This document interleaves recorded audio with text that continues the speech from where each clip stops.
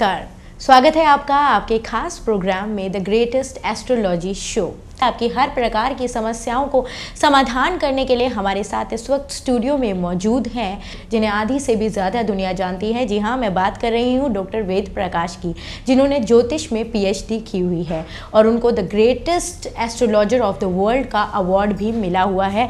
और इसके साथ ही ये प्रेडिक्टिव एस्ट्रोलॉजी में 35 वर्षों से रिसर्च में लगे हुए हैं। गुरुजी, आपका हमारे स्टूडियो में बहुत बहुत स्वागत है। नमस्कार। नमस्कार, धन्यवाद। गुरुजी, आज एक ऐसी चीज़ के बारे में बात करेंगे जिसके बारे में जो है हमारे एस्ट्रोलॉजर ने जो है बहुत वहम पैदा कर रखा है लोगों के मन में, जैसे कि काल सर्प योग है, शनि की साढ़े सती है और मांगलिक कहते हैं कि कई मांगलिक होते हैं तो उनका विवाह मांगलिक से ही होगा या फिर उनका विवाह देर से होता है। और शनि की साढ़े सती के बारे में कहा जाता है कि मतलब उसको लेकर एस्ट्रोलॉजर जो है लोगों के मन में बहुत वहम बिठा देते हैं और लोग डर भी जाते हैं। तो क्या ये डर वाजिब है? और इसके साथ ही पंचक है, गढ़ मूल नक्षत्र है, हाँ, तो क्या मतलब ये सब कितने इफेक्टिव हैं? 5 चीज़ें हैं जिनसे थोड़ा बहुत प्रभावित करने के लिए और डराने के लिए कुछ। तो क्या मतलब इनसे डरना चाहिए? लोगों का डरना वाजिब है या फिर खामोखाई ऐसा मन में वहम है? आपके जन्म के समय में ग्रह जो कम्बिनेशन बनाते हैं वही ज्योग्राफिक स्केच, वही कुंडली है जी। तो काल सर्प समझ लीजिए। काल सर्प के योग का अर्थ है राहु और केतु अलाइनमेंट में हैं और सारे ग्रह एक तरफ हैं, यहाँ हैं या यहाँ हैं। तो उसमें क्या है कि स्थान अधिपत्य से, पोजीशन से, स्थिति से, नक्षत्र स्थिति से, राशि स्थिति से, घर की स्थिति से वो ऐसे कम्बिनेशन बन जाते हैं राहु केतु के सारे ग्रह एक तरफ होने से, जिसमें आपके जीवन में संघर्ष और नेगेटिविटी ग्रहों की और ओवरऑल बहुत बढ़ जाती है जी। तो ये थोड़ी मामूली सी बात तो है, लेकिन डराने वाली कोई बात नहीं है। मैं समझता हूँ कम से कम 40% 35% लोगों की कुंडलियों में काल सर्प योग है।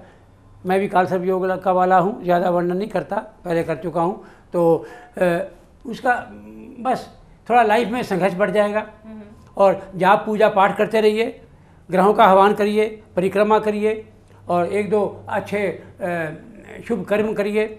और जो पावरफुल ग्रह हैं साथ में 1-2 बताए गए आपको, उनकी सपोर्ट करते रहिए, स्ट्रेंथन करते रहिए, फोर्टिफिकेशन करते रहिए ये रत्न पत्थर पहन के। दूसरा आपने कहा काल सर्प योग के अलावा शनि की साढ़े सती। जन्म की चंद्र राशि से घूम घूम के शनि की 3 अवस्थाएं आ जाती हैं 2.5 साल की। उस जन्म की राशि से एक पिछली 2.5 साल की पिछली राशि, फिर शनि की अपनी राशि, फिर तीसरी राशि जी। ये 7.5 साल का पीरियड आम आदमी की लाइफ में समझो 50-55 साल तक तो 2 बार आ ही जाएगा, और आदमी 75 साल को क्रॉस कर गया है तो लाइफ में 3 बार भी आ जाएगा। तो पहली ज़रा पेनफुल इसलिए होती है, सडन काम रुक जाते हैं, सडन संघर्ष बढ़ जाता है, चलते काम बिगड़ जाते हैं। तो पहले से पता हो तो ये कुछ भी नहीं होता, लेकिन पहले से पता कितने आदमियों को होता है? कोई ज्योतिष मानता है, कोई नहीं मानता, तो वो भी ध्यान करना चाहिए। अच्छा, तीसरी चीज़ आपने शायद कही मांगलिकपन। मांगलिकपन क्या है? जन्म लगन से मंगल की अवस्था, सिचुएशन दूसरे, चौथे, 7वें, 8वें और 12वें घर में हो तो वो मंगलिकपन है। चंद्रमा से भी दूसरे, चौथे, 7वें, 8वें, 12वें हो जन्म की स्थिति मंगल की तो भी मंगलिकपन है। शुक्र से भी दूसरे, चौथे, 7वें, 8वें, 12वें पोजीशन हो मंगल की तो मंगलिकपन है। 70% पॉपुलेशन डिसाइडली दुनिया की मंगलिक है। अगर इस वक्त हमारे आसपास 10 आदमी हैं इस स्टूडियो के बाहर और अंदर वाले सारे मिला के, तो 10 में से 7 आदमी, तो 70% पॉपुलेशन, याद रखिएगा।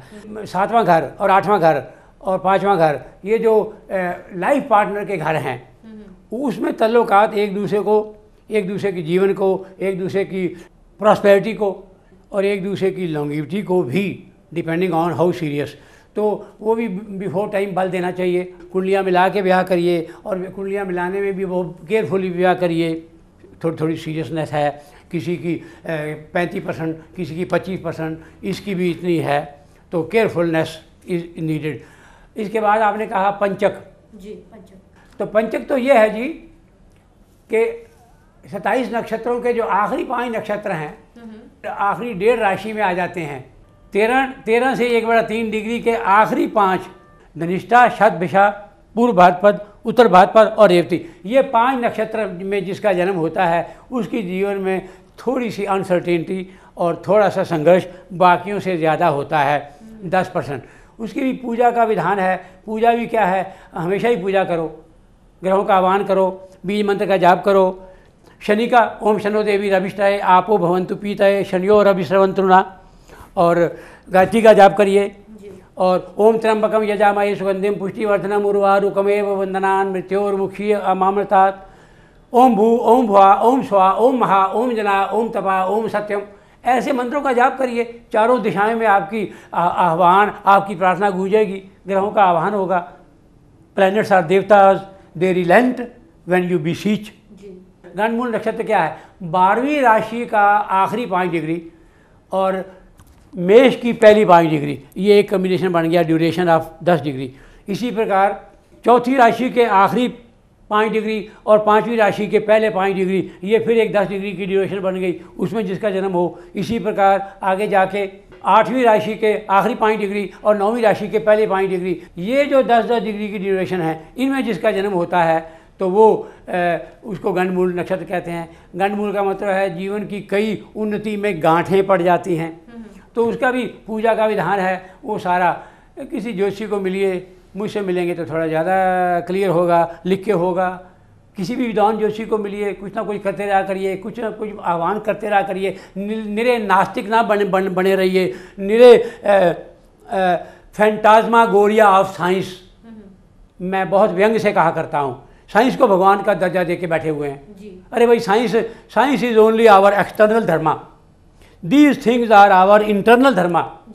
तो कौन बताया आपको, हमें आके सुनिए, नहीं तो 100-100, 200, 500 आदमियों का ग्रुप बना के हमें बुलाइए, सेमिनार, कम्युनिटी मीटिंग, हम उसमें आपके प्रश्नों का उत्तर भी फ्री देंगे और आपको ज्योतिष के 50-50 थंब रूल पढ़ा के नीचे आएंगे, एक्सटेम्पोर प्रश्नों का उत्तर कैसे देना है।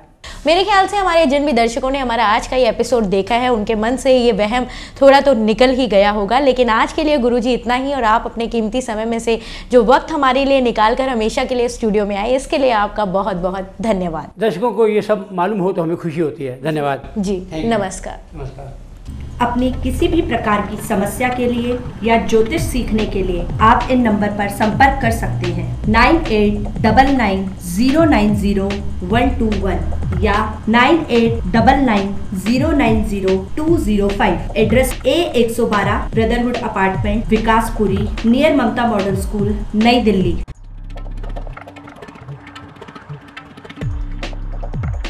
अपना जन्म परिचय, समस्या व आकांक्षा आदि ईमेल से भेजें। टेलीफोन पर बात करके दक्षिणा बैंक अकाउंट में जमा करवाएं अथवा कुरियर से डिटेल लिखकर साथ में दिल्ली में पेएबल ड्राफ्ट लगाएं। SMS ना भेजें।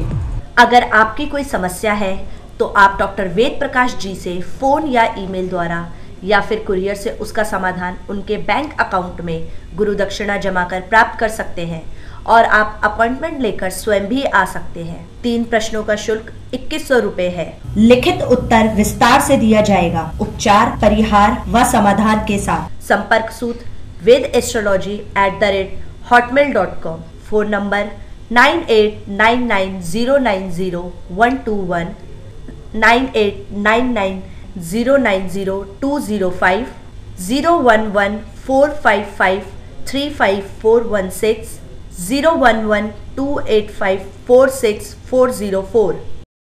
कल देखिए अंतरात्मा एक दिव्य शक्ति शाम 6:50 से 7 बजे जगमोहन सचदेवा के साथ।